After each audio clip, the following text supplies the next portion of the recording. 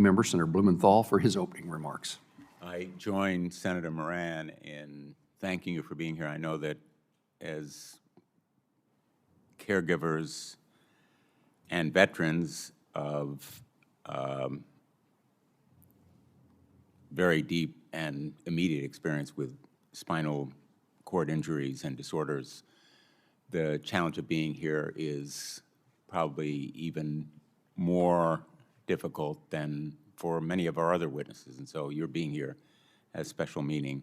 I'm glad we're focusing on a part of the veterans population that relies probably more than any other group on the VA. And that's a testament to the quality of the care that the VA provides. The employees who provide this kind of care are unmatched in the private sector, making these services extremely valuable, but also vulnerable to the type of cuts and cancellations that we're seeing throughout the VA.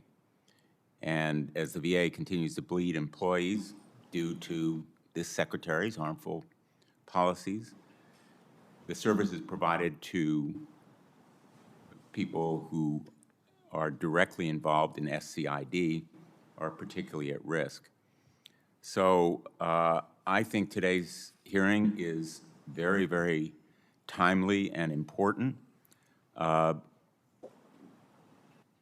Veterans who receive these services from the VA can't easily transfer that care to community providers, where facilities are often inaccessible and providers rarely receive specialized SCID training.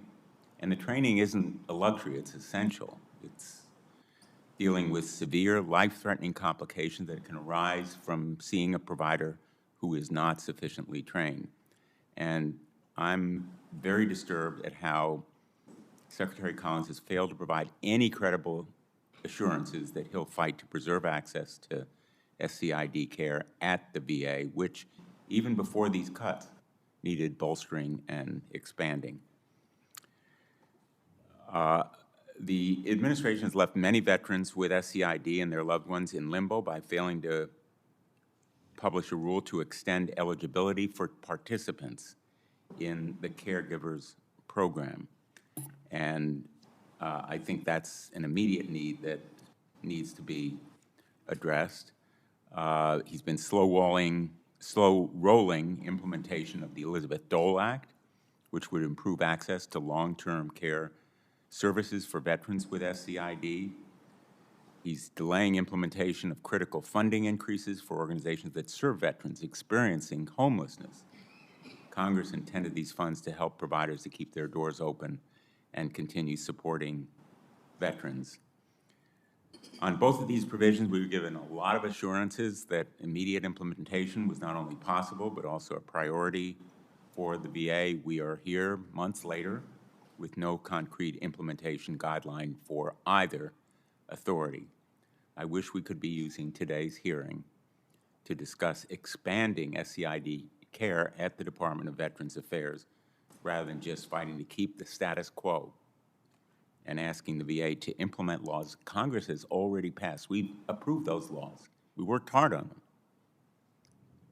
And the VA is failing to implement them because of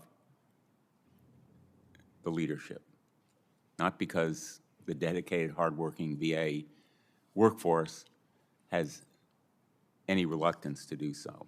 They want to serve. So I thank the chairman for having this hearing, and I look forward to hearing from you.